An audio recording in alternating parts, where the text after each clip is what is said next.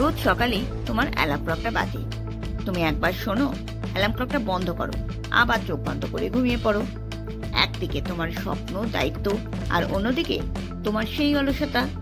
যেন তোমার ভেতরে একটা যুদ্ধ শুরু হয়ে যায়।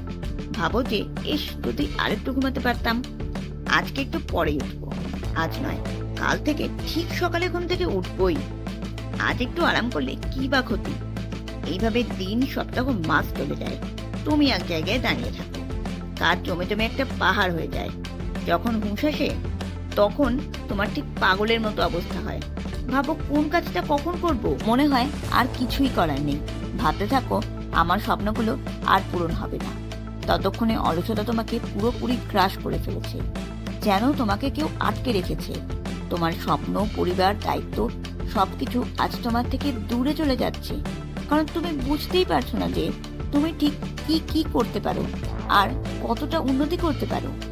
তাহলে একবার চোখ বন্ধ করে ভাবো, তুমি আজ যেই কাজগুলো করতে দেরি করছো, যদি সত্যি আজ থেকে করতে শুরু করো, তাহলে 6 মাস পর তোমার জীবন কেমন হবে। হয়তো তুমি এক্সামে 90% মার্কস পেয়ে গেলে, তোমার শরীর অনেক বেশি ফিট হয়ে যাবে। তুমি কোনো পার্ট টাইম জব বা কোনো ফুল টাইম জব পেয়ে গেলে তোমার কনফিডেন্স অনেক বেড়ে যাবে। কিন্তু এগুলো এখনো স্বপ্ন, এগুলো সত্যি হতেই পারে। এর জন্য তোমাকে এখনই উঠে দাঁড়াতে হবে, শুরু করতে হবে। তাই আজই সিদ্ধান্ত নাও, আমি পারবো, আমি নিজেকে বদলাবই।